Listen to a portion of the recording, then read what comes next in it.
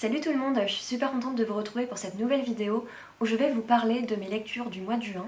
Le mois de juin a été plutôt un bon mois de lecture pour moi. J'ai fait 3 lectures durant ce mois de juin. Il y a eu une très bonne lecture qui m'a beaucoup touchée et qui a frôlé le coup de cœur. Il y a eu une lecture très bof, très mitigée. Et il y a eu une lecture qui a été très bonne mais qui n'a pas non plus été un grand coup de cœur. Donc j'ai hâte de vous présenter ça. Si jamais mon avis sur un livre en particulier vous intéresse plus que les autres, je mets toujours les timers en barre d'infos, donc n'hésitez pas à aller voir ça. Du coup on va commencer tout de suite avec ma première lecture du mois de juin. J'ai commencé le mois de juin en lisant La vie est un roman de Guillaume Musso. C'est le livre le plus récent de Guillaume Musso, il est sorti en 2020. Le synopsis de ce livre, c'est qu'on va suivre une femme, une autrice, qui vit seule avec son enfant, une petite fille de 3 ans. Et un jour, elles jouent à cache-cache toutes les deux dans leur appartement. Bien évidemment, l'appartement à ce moment-là est fermé à clé de partout, vraiment, il n'y a pas de possibilité que quelqu'un ait pu rentrer. Et en fait, durant ce cache-cache, la petite fille disparaît. C'est ça le synopsis, et je me souviens que dès que je l'ai lu, dès que je suis tombée dessus, j'avais directement envie de me procurer ce livre et de lire, et de savoir ce qui est arrivé à cette petite fille. Et donc c'est pour ça que là, je me suis décidée à le lire en ce début de mois de juin. Et malheureusement, ce livre a été une déception pour moi. Ça n'a pas non plus été une grande déception, c'est pas le pire de Guillaume Musso je pense, il est plutôt pas mal, mais j'ai été quand même assez déçue par ce livre pour plusieurs aspects que je vais vous expliquer maintenant. Déjà je pense que ce qui est important de noter, c'est que le synopsis que je viens de vous dire, qui est sur le dos, qui est sur la 4e de couverture du livre, voilà, l'histoire c'est pas trop ça, disons que c'est le début du roman, mais après ça part dans toute autre chose et du coup moi je pense que j'ai eu une forme de déception par rapport à ça. Je pense qu'une partie de ma déception se joue là-dedans et je préfère prévenir parce que si ce synopsis vous a donné envie, si vous attendez vraiment à savoir ce qui est arrivé à cette petite fille, il n'y aura pas les réponses malheureusement, enfin plus ou moins, donc vous pouvez être assez déçus. Les premiers chapitres m'ont beaucoup plu, j'ai été charmée par le début de l'histoire, j'aimais bien comment l'histoire commençait, je trouvais que ça démarrait bien. Et après il y a eu la suite, la suite du livre malheureusement, donc je dirais la grande partie au milieu du livre, je veux dire ça comme ça, cette grande partie-là m'a beaucoup ennuyée. En fait, je voyais pas trop où Guillaume Musso voulait en venir, je comprenais pas l'intérêt en fait, et surtout que c'est à ce moment-là, c'est à partir de cette partie-là, de cette grosse partie au milieu du livre, qu'on se rend compte que l'histoire n'a pas grand-chose à voir avec le synopsis. Du coup, j'ai eu cette déception-là, de me dire « Ah mais du coup ça part ». Dans totalement autre chose que ce à quoi je m'attendais. Je comprenais pas les enjeux, je comprenais pas l'intérêt, je comprenais pas où Guillaume Musso voulait nous amener. Je comprenais pas en fait ce que je lisais, enfin je comprenais ce qui se passait mais je comprenais pas l'intérêt, je comprenais pas pourquoi il avait fait ce choix là. Le moment où ça devient un peu plus pénible, le moment où ça devient un peu chiant, c'est à partir du moment en fait où le point de vue passe à quelqu'un d'autre. Donc au début de l'histoire on a le point de vue de la mère de la petite fille et après on a le point de vue d'un homme, donc d'un personnage masculin. Et ça c'est quelque chose, je pense que je vous en parlerai plus après parce que j'ai un truc à reprocher à ce livre, voilà. Mais les personnages masculins de Guillaume Musso, je n'en peux plus quoi, vraiment ce n'est plus possible. Et là notamment le personnage de ce roman, je sais même plus son nom, il était chiant, il était pas intéressant, il était...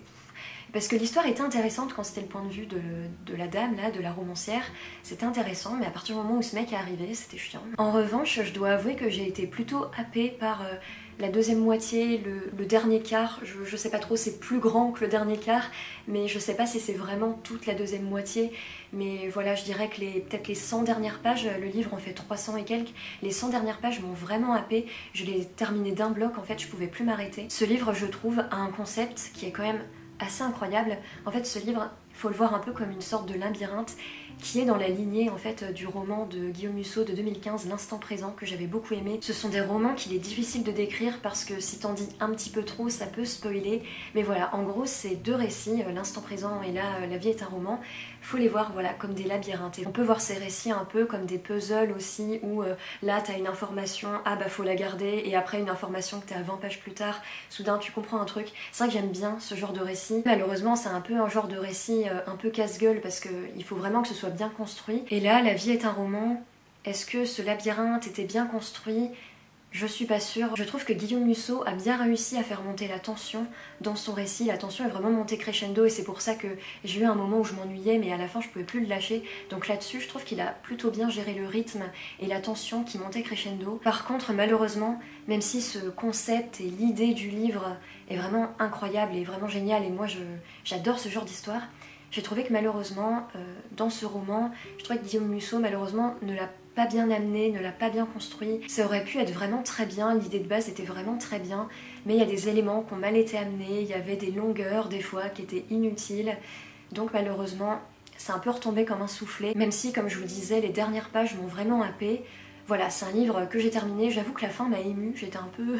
J'avais pas la larme à l'œil, mais presque. J'ai quand même beaucoup aimé la fin, mais voilà, c'est un livre que j'ai refermé et qui en gros ne m'a pas du tout marqué, alors que s'il avait été mieux construit, si des choses avaient été mieux amenées, si des fois c'était voilà, un peu mieux fait, ça aurait pu plus me marquer. Et notamment, je pense que ce qui a joué dans la dépréciation du livre, c'est toute cette partie qui m'a ennuyée, il y a aussi des parties qui sont un peu floues, un peu mal amenées, et je pense que toutes ces petites choses, en fait, tous ces aspects négatifs, ça a pour moi réduit l'impact du livre. Et aussi, je pense que ce qui a joué dans le fait que ce livre m'a un peu saoulée, qu'il m'a pas plu, c'est, comme je vous disais tout à l'heure, les personnages masculins de Guillaume Musso. Je trouve que moi j'aime beaucoup Guillaume Musso et c'est quelqu'un que j'ai envie de défendre pour certains aspects, parce que ses livres sont pas parfaits bien évidemment, mais voilà, le fait qu'on critique les lecteurs de Guillaume Musso, ça c'est un truc, je blâmerai toujours les personnes qui font ça, parce qu'en plus pour moi ça résulte d'un grand mépris de classe en fait, de critiquer les lecteurs de Guillaume Musso, donc il y aura toujours une partie de moi qui défendra Guillaume Musso, mais par contre sur d'autres points, il n'est pas du tout à défendre, et notamment je trouve que l'une de ses plus grosses faiblesses, c'est vraiment ses personnages. Il y a beaucoup de romans de Guillaume Musso que j'aime beaucoup, mais il y en a même que j'adore, La fille de Brooklyn par exemple, je le trouve incroyable, Un appartement à Paris, je le trouve incroyable, mais à chaque fois dans ces romans je trouve que ces personnages ne sont pas du tout attachants, ils sont chiants, leurs valeurs sont très questionnables, en particulier les personnages masculins. À chaque fois j'ai vraiment du mal à m'attacher aux personnages, et même si l'histoire est vraiment chouette, même si l'histoire est vraiment bien et que le rythme est vraiment bien et que les révélations sont incroyables, malheureusement à chaque fois les personnages pour moi c'est vraiment une grande faiblesse. Et aussi malheureusement ce qui a joué dans ma dépréciation du livre, c'est qu'en fait depuis quelques livres, ça fait quand même depuis quelques années qu'il commence à faire ça dans ses livres, parce que Guillaume Musso sort un roman par an. Depuis quelques romans, Guillaume Musso laisse transparaître au travers de ses écrits ses réflexions, ses idées politiques ou tout simplement ses idées sur la société, tout ça. La vie est un roman n'échappe pas à ça, à mon plus grand désespoir. Ce livre est parsemé de réflexions sur la société, hyper arriérée, hyper condescendante, hyper boomer, gneu les téléphones portables, gneu les jeunes qui ne lisent plus. Je vous jure, j'ai cru que j'allais l'abandonner alors que l'histoire, le fil rouge de l'histoire me plaisait. Je voulais savoir la fin de l'histoire, je voulais savoir le fin mot de l'histoire, mais lire des passages comme ça, mais vraiment, mais je n'en pouvais plus. Et dans beaucoup de romans de Guillaume Musso, je trouvais qu'il y avait des petites réflexions comme ça, mais à chaque fois c'était vraiment une de temps en temps, donc à la limite tu peux passer outre. Mais là, il y avait des paragraphes entiers sur ça. Vraiment, c'était insupportable de lire ça. Et en plus, moi, ce genre de truc, c'est pas du tout mes valeurs. Moi, j'ai ce genre de réflexions, je les ai en horreur. Et en plus, objectivement, ces réflexions ne servent à rien dans le récit. Elles n'apportent rien au récit. C'est juste peut-être une manière pour Guillaume Musso de nous faire en apprendre plus sur son personnage masculin. Mais à part ça, il y a vraiment aucun intérêt, aucun rapport avec le fil conducteur de l'histoire, aucun rapport avec le récit. Ces réflexions, j'ai trouvé qu'elles cassaient le rythme parce que tu suis cette histoire qui est haletante, t'as envie de savoir, et d'un coup, les gens ne lisent plus comme avant, bah ça te casse le truc, t'es moins à fond dedans, j'ai trouvé. Ça te sort du récit, ça rajoute des longueurs,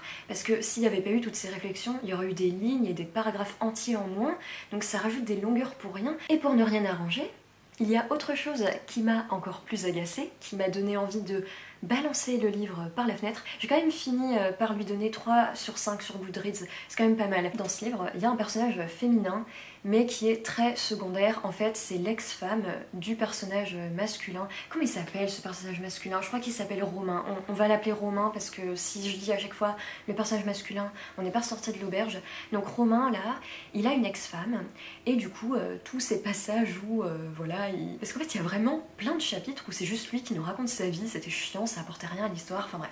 Donc il nous parle forcément de cette ex-femme qui en plus lui a fait des crasses, qui était vraiment une grande manipulatrice, donc il raconte tout ce qu'elle lui a fait de mal. Pour vous résumer un peu le truc, cette femme, donc l'ex-femme de Romain, dont je ne sais plus du tout le nom, elle est présentée comme étant très impliquée dans la politique, c'est une grande militante de gauche, elle est présentée comme étant une militante écologique. Cette femme, en fait, on apprend au fur et à mesure du récit qu'en fait c'était vraiment une grande manipulatrice qui a fait énormément de mal au personnage principal. Et également, il y a des paragraphes entiers pour nous dire qu'en gros, cette femme, parce qu'en fait Romain et elle ont eu un enfant ensemble, faut quand même que je raconte le contexte. Romain donc nous raconte pendant des paragraphes entiers que son ex-femme était tellement occupée à aller dans ces manifestations écologiques et ces manifestations de gauchistes qu'en gros elle a délaissé leur enfant et qu'en fait son enfant ne l'intéressait plus parce qu'elle, tout ce qu'elle voulait c'était s'impliquer dans la vie politique et elle avait une vision tellement négative du monde par rapport à l'écologie, tout ça,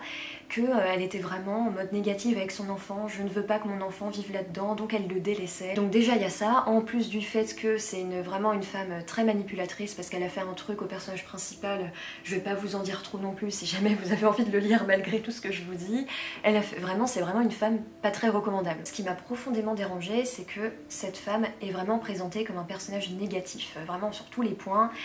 En fait tu lis le livre, vraiment cette femme n'a aucune qualité. Et ce qui m'a dérangée, c'est que du coup cette femme qui a une vision très négative, qui a vraiment zéro qualité, cette femme en fait, elle est liée à sa politisation, elle est liée au fait que ce soit une femme de gauche, elle est liée au fait que ce soit une militante. Et notamment, c'est dit que à cause du fait qu'elle soit militante et qu'elle aille tout le temps à ses manifs, elle délaisse carrément son enfant. Tu lis ça et t'as juste l'impression que toutes les personnes militantes, c'est des personnes qui ne peuvent pas être des bons parents, c'est juste des personnes mauvaises. En fait, ce qui m'a beaucoup dérangée dans ce livre, c'est qu'en fait, le fait que cette femme soit mauvaise, c'est très lié à sa politisation et à son militantisme en fait. Ces deux choses sont très liées parce que tout ce qu'on sait sur cette femme, c'est qu'elle est militante et qu'elle est mauvaise et pas du tout recommandable et qu'elle a fait des choses horribles dans sa vie. Son militantisme et son implication dans la politique sont montrés comme des choses négatives, comme si, si tu deviens un militant, tu vas devenir une personne mauvaise. Enfin vraiment, c'est vraiment cette impression que j'ai eue en lisant ce texte, j'avais l'impression que Musso il voulait dire ça. Alors je dis pas que c'est vraiment ce qu'il pense dans sa vie, peut-être qu'il a juste été maladroit, peut-être que voilà, il a pas très bien amené son sujet, mais je trouve vraiment que quand tu lis ça, vu que c'est vraiment les deux points centraux de ce personnage, parce que comme elle est secondaire, on sait rien de plus d'elle, t'as vraiment l'impression que c'est le raccourci qu'il fait, et vraiment, je trouve que c'est dangereux. Alors dangereux c'est peut-être un trop gros terme, mais je vais l'employer, après voilà, il faudrait peut-être que j'en emploie un autre, mais je vais dire dangereux. Je trouve que c'est dangereux de faire passer ce genre de message et ce genre de raccourci dans ton livre et dans ton histoire en fait, surtout quand ce truc ne sert à rien parce que en plus le fait que ce personnage existe ou pas, franchement l'histoire on s'en fiche quoi. Ce personnage secondaire aurait pu ne pas exister, ça aurait été la même chose, ça a juste apporté des petites péripéties dans l'histoire. Je veux vraiment pas créer une shitstorm en quoi que ce soit en disant que vraiment c'était son objectif, et puis surtout voilà, ça prend pas non plus tout le roman, c'est juste des petits paragraphes comme ça. En plus ce qui est drôle c'est que tous ces passages là je les ai lus le jour où j'ai terminé mon mémoire sur lui, donc j'étais un peu en mode frère, j'ai envie de jeter mon mémoire par la fenêtre là en fait. Personnellement ce discours m'a dérangée et je pense vraiment que le livre aurait été bien meilleur et m'aurait plus touchée s'il n'y avait pas eu tout ce passage. Ce genre de discours stéréotypé avec ce genre de raccourci que je trouve dangereux, voilà, j'ai pas très envie d'utiliser ce terme, c'est peut-être un peu too much, mais je trouve pas ça bien de faire passer ce genre de message dans son récit. Et en plus de ça, il y a toutes les petites critiques sur les téléphones portables et tout, enfin vraiment, j'en peux plus moi. Et franchement, j'ai eu cette réflexion, je sais pas si je le ferai, mais je me suis dit, si le prochain roman de Guillaume Musso que je lis, si dans son prochain roman là, qui va sortir là cette année, s'il y a des trucs comme ça, je pense que j'arrêterai de le lire. Parce que c'est quelqu'un que j'aime beaucoup et que j'ai envie de défendre pour plein de trucs dont je vous ai déjà parlé, et je ferai peut-être une vidéo sur lui d'ailleurs parce que c'est quelqu'un qui m'intéresse, c'est pour ça que j'ai fait un mémoire sur lui. Il y a beaucoup de ses romans que j'ai beaucoup aimés, donc c'est pas quelqu'un que j'ai envie d'arrêter de lire, mais moi je peux pas prendre de plaisir et donner de l'argent à quelqu'un qui dit des trucs comme ça dans ses romans en fait. Et je trouve que c'est pour ça que c'était important pour moi d'en parler dans cette vidéo. Après voilà, j'ai pas non plus envie de dire que vraiment... je dis pas du tout que c'est vraiment le message qu'il a voulu faire passer dans son roman. Je pense sincèrement qu'il a juste été maladroit, il a créé ce personnage féminin qui du coup est pas cool, il a voulu lui créer un background, du coup il a dit qu'elle était écologiste et tout. Je pense vraiment c'est parti de ça, mais quand t'écris un roman et que tu vas le publier et que en plus Guillaume Musso il est quand même, c'est l'auteur le plus lu en France, quand tu sais qu'il va être mis dans la main de tellement de gens, tu fais quand même attention au message que tu fais passer dans tes récits. Et même si c'est pas voulu, même si c'est peut-être moi aussi qui l'ai pris mal et qui ai fait un raccourci, mais voilà, c'est arrivé, donc ça arrivera peut-être à d'autres gens. Et aussi, malheureusement, ce qui peut arriver, c'est qu'il y a peut-être des gens qui vont lire ce roman et qui, voilà, auront peut-être déjà des stéréotypes sur les personnes militantes. Et du coup, ça confirmera en fait leurs pensées. Je me barre peut-être un peu trop long en disant ça, mais vraiment c'est quelque chose d'important pour moi et c'est pour ça que j'avais envie d'en parler dans cette vidéo. Comme vous avez pu le voir, ça a été une lecture pas mal mitigée pour ma part. C'est une lecture mitigée, j'ai quand même mis 3 sur 5 parce que le concept était quand même intéressant et les dernières pages m'ont vraiment happée et vraiment je trouve que Musso il gère bien son rythme, il arrive à faire grimper la tension, je trouve que là-dessus il gère bien. Mais malheureusement j'ai trouvé que le concept était pas super bien exploité, pas super bien amené, il y avait tous ces passages un peu chiants et un peu longuets qui cassaient le rythme et qui du coup ont gâché l'impact du livre. Sur moi en tout cas. Je dirais pas que c'est le pire de Musso, je trouve qu'il en a fait des pires, mais c'est pas non plus son meilleur. Lisez La fille de Brooklyn, lisez Un appartement à Paris, lisez Parce que je t'aime. J'ai adoré ces romans, du moins au moment où je les ai lus.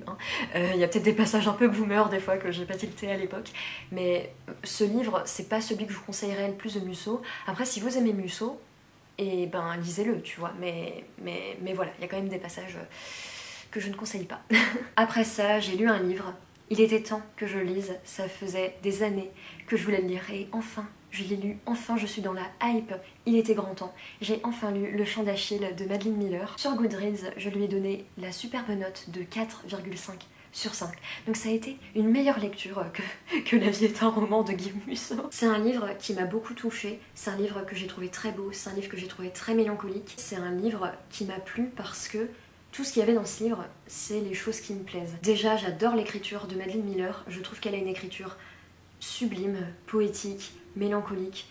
J'aime beaucoup son écriture, donc déjà, ça c'est quand même un facteur assez important. Et toutes les thématiques du Chant d'Achille, toutes les choses qui sont amenées, c'est des choses qui me touchent et le genre de choses qui me plaisent dans les livres. Il y a une histoire d'amour avec un côté un peu relation impossible. Moi, Aimine, franchement, j'adore. Il y a un contexte de guerre.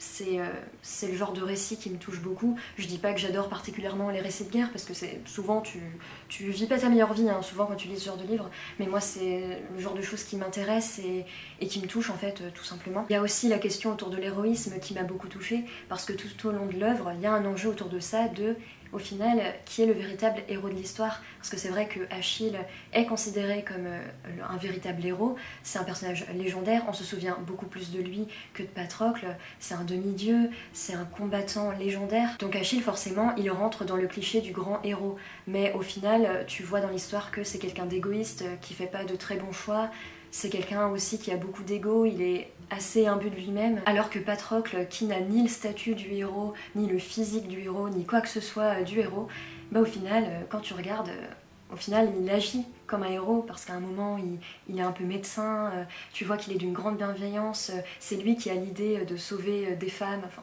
voilà, ça vous verrez ça quand vous lirez le livre, enfin voilà, c'est lui qui a toutes ces idées comme ça, toute cette bienveillance, donc au final, c'est un peu lui le héros de l'histoire et je trouve ça chouette que Madeline Miller ait décidé de le mettre autant en avant dans cette histoire. Ce qui a fait aussi que j'ai beaucoup aimé ce livre, c'est que j'ai absolument adoré le rythme de l'histoire. C'est un rythme, je trouve, que Madeline Miller l'a trop bien géré. Moi, c'est le genre de rythme qui me plaît. Je me suis rendu compte en fait en lisant ce livre, je me suis dit, c'est ça, le rythme d'histoire qu'il me faut dans chaque livre en fait. Je trouve que c'est un rythme lent et contemplatif, mais en même temps, il se passe quand même des événements à chaque chapitre, il y a une tension, il y a un enjeu, il y a un truc qui se passe, donc c'est pas non plus complètement lent et contemplatif, mais c'est pas non plus le récit où il y a des actions à chaque page, il n'y a pas non plus des rebondissements comme ça à chaque fin de chapitre, mais il y a quand même des choses qui se passent. C'est vraiment un rythme, c'est vraiment dans un entre-deux en fait que j'ai beaucoup aimé, et je trouve, du moins pour ma part, que c'est vraiment un rythme qui est parfait pour raconter une histoire, surtout une histoire comme ça où tu sens toute la mélancolie du texte.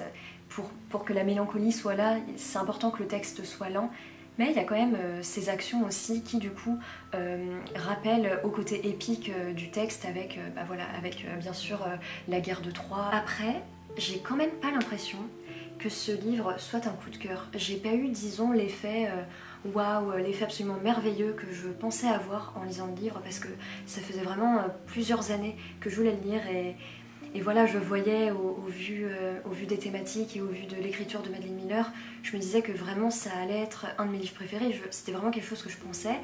Et là, en l'ayant lu, voilà, c'est un livre qui, je pense, va me marquer dans le temps. C'est une histoire qui m'a énormément touchée, mais je considère pas que ça devienne un de mes livres préférés ou vraiment un coup de cœur vraiment incroyable. Après, je pense qu'il faut juste voir, par exemple dans quelques mois, dans un an, dans 2 ans, j'ai des petites réserves et ce livre, je dirais pas qu'il m'a déçue, pas du tout. Mais il y a quand même des trucs où je me disais, ah, je sais pas comment expliquer, parce que c'est pas de la déception, c'est quand même moins que de la déception. Mais comment expliquer? En fait, ce texte est très célèbre sur BookTok, BookTube, tout ça. BookTube c'est un livre voilà, qui est très célèbre et en fait du coup ça fait plusieurs temps, plusieurs années que je vois beaucoup de citations du livre sur Pinterest, sur Tumblr, tout ce genre de sites. Il y a plein de citations du livre quand je les ai. Peut-être que ça vous a fait ça aussi quand vous l'avez lu. Mais moi quand je l'ai lu, il y a plein de citations, j'étais en mode hey, je l'ai lu sur Pinterest celle-ci. Enfin il y avait des phrases vraiment que je connaissais déjà, limite je les connaissais par cœur, tu vois, tellement je les ai vues. Et en fait toutes ces phrases, je pensais vraiment qu'elles seraient à la fin. C'est des phrases un peu mélancoliques tout ça et je pensais vraiment qu'elle serait à la fin. Je pense que malheureusement la fin n'a pas eu l'impact escompté sur moi et je pense que je vais faire une petite partie spoilers. Après vous me direz qui n'est pas au courant de la fin du Chant d'Achille. J'ai l'impression que c'est vraiment the livre où tout le monde connaît la fin. Mais je vais quand même faire une petite partie spoiler parce que je dois parler de la fin avec vous, je dois m'exprimer sur cette fin mais je ne peux pas le faire comme ça librement sans indiquer les spoilers donc comme dans mes autres vidéos, dès que je fais des petites parties spoilers, je vais mettre le passage en noir et blanc et je vous mets en bas de l'écran le minutage. Et si jamais vous voulez pas entendre de spoilers, parce que là je vais parler de la fin, vraiment de ce qui se passe à la fin, et bien vous pouvez aller à ce minutage et j'arrêterai de dire des spoilers. Alors la fin, en fait, je suis un peu mitigée parce que il y a une partie de moi qui a adoré cette fin parce que c'était beau et triste et mélancolique, j'ai pleuré, hein, à la fin m'a fait pleurer. Dans les dernières pages notamment, il y a tout un passage où Patrocle raconte ses souvenirs. Moi c'est le genre de truc qui me brise, j'adore ça, j'adore les passages où les gens se souviennent de choses et pensent à leurs souvenirs. Ça me fait beaucoup de mal, mais c'est le genre de choses que j'aime beaucoup. Donc là forcément, quand j'ai vu ça, j'étais en pleurs. J'ai énormément aimé, mais cette fin ne m'a pas autant impactée que je l'aurais cru. Je pense que j'ai été un poil déçue par cette fin parce que j'ai pas envie de dire que ça a été une déception parce que c'est faux, mais je pense que j'ai été déçue à quelques pourcents, tu vois, juste un chouïa déçue. En fait, je pense que cette fin, j'aurais préféré qu'elle soit du point de vue d'Achille parce que du coup, on est dans la partie spoiler, on peut le dire, Patrocle meurt. Et moi en fait, je m'étais mise en tête que quand Patrocle meurt, ça va être le point de vue d'Achille. Et en fait, j'ai vu que non, c'est Patrocle qui, dans l'au-delà, continue de parler. Et le fait que ce soit Patrocle qui raconte cette fin, ça apportait quelque chose, tu vois, ça apportait un petit côté je suis dans l'au-delà, je raconte ce qui se passe. Enfin, j'explique très mal. Enfin, ça avait un petit côté mélancolique, c'était sympa, mais j'aurais vraiment préféré que ces dernières pages, ces derniers chapitres, je sais plus combien de temps il reste à la mort de Patrocle, mais j'aurais aimé que ces derniers temps soient du point de vue d'Achille. Parce que là, Patrocle, en fait, il racontait d'un point de vue extérieur. Ah, je vois Achille pleurer, je vois Achille triste, Achille ne veut pas quitter mon corps, Achille ne veut pas lâcher mon corps, tout ça. Donc c'était beau et triste, mais moi, je voulais voir l'intériorité d'Achille. Moi, je voulais vraiment savoir ce qu'Achille ressentait, je voulais voir son déchirement intérieur, je voulais pas juste qu'on me dise « Ah bah Achille pleure, Achille est triste ». Oui, je m'en doute qu'il est triste, mais moi je veux savoir ce qu'il ressent. Et il m'a manqué ça en fait. Et du coup c'est pour ça que cette fin ne m'a pas autant rendue triste et ne m'a pas autant déchirée en fait et impactée que je le pensais. C'est parce qu'en fait on nous racontait juste de l'extérieur et je pense que ça m'aurait beaucoup plus touchée si vraiment c'était Achille qui était là genre je suis déchirée, j'ai envie de mourir. Enfin voilà, Madeline Miller aurait mieux dit ça que moi, vous voyez. Mais et du coup ça m'a un peu déçue parce que du coup comme le personnage qui raconte est extérieur, du coup je trouve que du coup le lecteur a une distance par rapport au texte. Du coup, vu qu'il y a de l'extériorité dans le texte, je trouve que le lecteur a une distance. Et voilà, c'est ça aussi qui a réduit un peu... je pense que du coup j'ai été moins touchée par cette fin à cause de ça. Mais en même temps, ce qui est un peu complexe, c'est que si c'était Achille qui avait été le point de vue dans ces dernières pages, il y aurait quand même peut-être eu des choses en moins justement parce que Patrocle, tout le moment où il parle de ses souvenirs d'Achille et tout, après on aurait très bien pu l'avoir du côté d'Achille, Achille qui raconte ses souvenirs de Patrocle. Je dis pas que s'il y avait eu le point de vue d'Achille ça aurait été mieux, parce que peut-être que Madeline Miller a essayé et que c'était nul, tu vois, j'en sais rien, mais c'est juste que je me suis faite cette réflexion de j'aurais quand même préféré voir l'intériorité d'Achille et je pense que ça m'aurait plus plu. Et dites-moi d'ailleurs si c'est votre cas à vous aussi. Voilà, c'est bon, j'ai arrêté de spoiler le livre. Oui, il y a aussi quelque chose de manière générale que je voulais dire, c'est que je pense que le texte m'aurait peut-être encore plus plu s'il y avait eu une alternance de chapitres, parce que le fait que Patrocle soit tout le temps le point de vue, des fois ça apportait quelque chose, notamment le regard sur Achille, etc. Mais d'autres fois, j'aurais préféré que ce soit Achille le point de vue, j'aurais préféré voir son intériorité, j'aurais préféré voir ce qu'il pensait, on aurait vu notamment les discussions avec sa mère, tout ça, plein d'autres choses.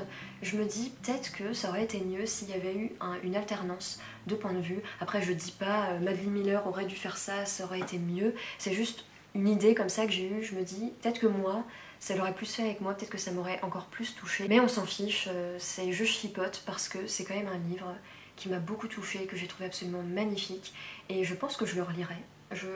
C'est vraiment un livre, quand je l'ai terminé, je me suis vraiment dit qu'un jour je le relirai. C'est vraiment un livre que j'ai trouvé magnifique et qui m'a beaucoup marqué et je pense que je vais encore y penser. J'ai fait un setup dans mon journal sur ce livre, donc c'est que vraiment il m'a beaucoup plu. Et c'est vraiment un livre que je recommande. Après c'est vrai que l'aspect un peu lent et contemplatif peut gêner certaines personnes, mais comme je vous dis, il y a quand même des enjeux, des actions qui se passent, donc c'est pas complètement lent et contemplatif. Je peux quand même comprendre qu'on n'accroche pas à ce livre, mais moi, c'est totalement mon esthétique, c'est mélancolique, moi j'adore les choses mélancoliques. Donc j'ai adoré ce livre, j'ai été très contente de le découvrir, j'étais très contente d'enfin le lire. Après ma lecture du Chant d'Achille, j'ai fait une pause de quelques jours au niveau des lectures. J'avais pas envie tout de suite d'enchaîner avec un autre livre, j'avais besoin d'une pause pour laisser encore le texte dans ma tête.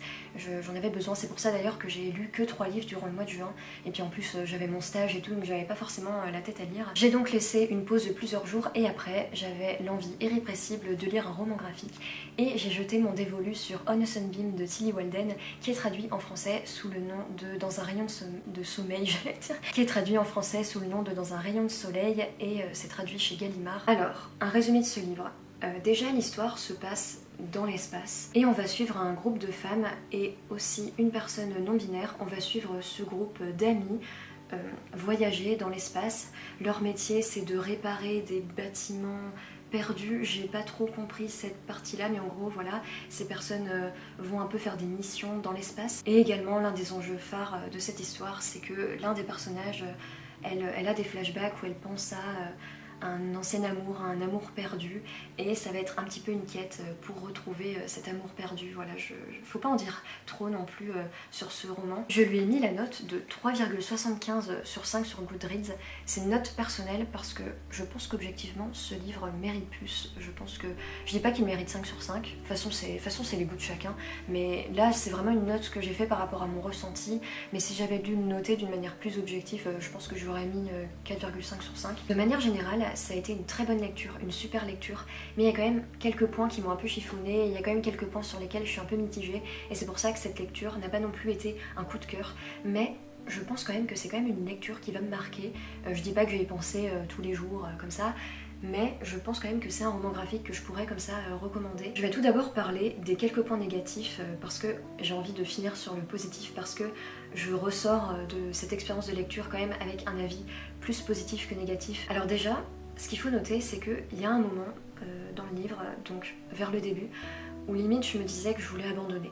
En fait au début j'ai eu du mal à rentrer dans l'histoire, j'ai eu du mal à être impliquée dans l'histoire, j'étais charmée par l'histoire, j'étais charmée par les personnages, j'étais vraiment charmée en fait par ce roman graphique, mais je me sentais pas du tout à fond dedans, j'étais pas impliquée, et aussi il y a des enjeux que j'avais du mal à comprendre, il y avait des choses que j'avais du mal à saisir, j'avais du mal à comprendre l'univers, j'avais du mal à comprendre certains enjeux, et au début j'avais du mal à comprendre où l'autrice voulait nous amener. J'avais un peu l'impression de flotter comme ça, la métaphore avec l'espace. Enfin voilà, j'avais un peu l'impression de me faire amener, je savais pas trop où. Je trouve aussi que dans ce récit, il y a une grande inégalité. Je trouve que la première partie, donc la première moitié et la deuxième moitié, je trouve qu'elles sont très différentes. J'ai cette impression que Tillie Walden a commencé son histoire, mais sans savoir comment ça allait se finir, sans savoir où elle allait. Et c'est très bien, tu vois, c'est bien de commencer des histoires l'histoire sans trop savoir où tu vas, comme ça tu laisses ces personnages un peu construire l'histoire, c'est bien, mais là je trouve que ça se ressent et ça fait que je trouve qu'il y a beaucoup d'inégalités, notamment entre la première moitié et la deuxième moitié. La deuxième moitié va beaucoup plus vite, il y a beaucoup plus d'enjeux, limite ça va trop vite en fait dans la deuxième moitié, alors que la première moitié est très introductive. Et après là ce que je vous dis c'est le ressenti que j'ai eu, c'est très probable que d'autres personnes n'aient pas du tout eu ce ressenti, mais moi j'ai vraiment ressenti ça, que je trouvais que l'histoire dans sa construction, je trouvais qu'il y avait un truc un peu flou. Je trouve aussi que le rythme du récit est assez inégal. Comme je vous disais, la première moitié de ce roman graphique est assez lente, on tâtonne un peu, on sait pas trop où on va, alors que la deuxième moitié, mais vraiment je ne pouvais plus le lâcher, c'est ça aussi qui a participé au fait que j'ai aimé, parce que c'est vrai qu'au début j'étais un peu mitigée, mais vraiment les derniers chapitres de cette histoire m'ont vraiment happée. Les derniers chapitres sont vraiment très intenses, mais limite en fait ça va un peu trop dans tous les sens, limite ça va un peu trop vite. Les derniers chapitres sont intenses, donc c'est chouette, parce que vraiment ça te prend comme ça, mais je trouvais limite qu'il y avait un peu trop de storyline d'un coup, que ça partait un peu loin. Voilà, c'est ça les petits points négatifs que j'ai relevés, c'est ça qui malheureusement a participé au fait que ce roman graphique m'a un peu rendu mitigée et que je pense que c'est pour ça que ça n'a pas été un grand coup de cœur, mais mon avis est quand même plus positif que négatif. Donc là je vais vous dire les points que j'ai trouvé très positifs dans ce roman graphique. Les couleurs de ce roman graphique sont absolument magnifiques. J'ai eu un gros coup de cœur pour les couleurs utilisées par Tillie Walden dans ce roman graphique. C'est un contraste de noir et blanc avec des couleurs plus flashy, il y a du bleu, du rose, du orange, tout ça contrasté avec du noir et blanc et ça donne des pages absolument sublimes. Et comme en plus c'est une histoire qui se passe dans l'espace, il y a beaucoup de pages où on voit le ciel noir avec des étoiles blanches et ce ciel rentre en contraste avec des couleurs et des visages aux couleurs flashy. Et moi franchement j'ai été absolument charmée. C'est ça qui m'a poussée à continuer cette BD. Vraiment je me disais mais c'est trop beau quoi. J'ai envie de continuer de voir ces images, de voir ces beaux dessins, de voir ces belles couleurs. Ce qui m'a beaucoup plu aussi dans ce roman graphique c'est la construction de l'histoire. On suit l'histoire au présent avec ce groupe d'amis qui voyagent dans l'espace. Et on a aussi des flashbacks 5 ans auparavant. On voit le passé d'un des personnages principaux et moi j'adore les histoires qui sont un peu déstructurées comme ça au niveau du temps. Et c'est d'ailleurs je pense aussi ça qui m'a poussée à continuer parce que j'aimais beaucoup les flashbacks et je voulais voir quand est-ce que les deux histoires se rejoignaient. Dans cette histoire il y a aussi énormément de passages touchants, j'ai été très émue à plusieurs reprises. Dans cette histoire il y a énormément de sororité, de solidarité, ce groupe d'amis est tellement soudé, tellement... Ces personnes pourraient faire n'importe quoi les unes pour les autres, elles pourraient tout faire, elles vont à l'autre bout de l'espace pour s'aider. Il y a beaucoup de scènes où juste elles s'enlacent, où elles ont des discussions aussi très importantes, très touchantes. Il y a aussi la thématique de la Newfound Family, en gros un peu les familles qu'on a avec des nouvelles personnes qu'on rencontre, des familles d'amis. Si c'est le genre de sujet qui vous touche, vous allez beaucoup aimer ce roman graphique parce que c'est vraiment ça qui est le moteur de ce roman graphique, c'est vraiment l'amour, les relations amicales et amoureuses aussi, mais tout simplement l'amour de manière générale et la solidarité, la sororité. Et aussi un point positif qu'il faut quand même noter, c'est que dans ce roman graphique, il n'y a aucun homme cis, il y a des femmes et un personnage non binaire, il n'y a que des femmes et un personnage non binaire. Et c'était plutôt pas mal de voir ça. En passage très touchant et émouvant, j'ai noté le chapitre 12 et le chapitre 19. Alors je sais plus exactement ce qui se passe, mais si jamais vous lisez ce roman graphique, j'ai été très touchée et presque je crois émue un peu aux larmes au chapitre 12 et 19, donc vous pouvez voir ce qui s'y passe. Et aussi j'ai noté que la fin m'a émue, c'est vrai qu'à la fin j'étais un peu... Je sens que je l'ai fini, j'étais un peu rêveuse, j'y pensais, j'adore ce sentiment quand tu finis un livre, parce que j'ai trop eu ce sentiment où tu finis un livre et tu le ranges et tu continues ta vie. Mais là je me souviens que je suis un peu restée comme ça à y penser en mode ah ouais, j'étais un peu comme ça, tu vois, je pleurais pas, mais j'étais émue, j'étais rêveuse. Cette fin m'a pas déçue, mais c'est vrai que j'ai trouvé que la fin était quand même un peu facile, j'en dis pas plus, mais j'ai trouvé que cette fin était un peu facile et c'est vrai que je m'attendais à une fin plus mélancolique et plus triste. Là, voilà, j'ai pas envie de dire que j'étais déçue, mais la fin est un peu arrivée, j'étais un peu en mode ah ça se finit comme ça, d'accord. C'est pas la fin que j'aurais choisie, mais c'est quand même une fin que j'ai trouvée touchante et qui m'a beaucoup émue. De manière générale, c'est un roman graphique que je conseille énormément. Cette histoire tout simplement c'est une histoire qui se passe dans l'espace avec des personnages féminins et un personnage non binaire. Il y a beaucoup de sororité, de solidarité entre les personnages, ça parle des relations humaines, des relations amoureuses, il y a l'idée de Newfound Family. Si vous êtes touché par tous ces sujets là, vous allez adorer cette BD. Je vous avais déjà parlé de ce roman graphique dans ma vidéo de recommandation de livres pour chaque personnage de Heartstopper, j'avais conseillé Honest Sunbeam au personnage de Darcy. Et maintenant que j'ai lu Honest Sunbeam, je peux vous dire que oui, Darcy adorerait Honest Sunbeam. C'est une histoire qui se passe dans l'espace, il y a beaucoup d'aventures, il y a des relations lesbiennes, il y a l'idée de New Found Family. C'est totalement l'esthétique de Darcy. Darcy adorerait vraiment cette BD, et vous aussi, peut-être. Voilà, c'est tout pour mes lectures de juin. J'espère que cette vidéo vous a plu. N'hésitez pas à me dire en commentaire ce que vous avez lu durant ce mois de juin. Ça m'intéresse, et puis en plus, je vais peut-être découvrir des choses.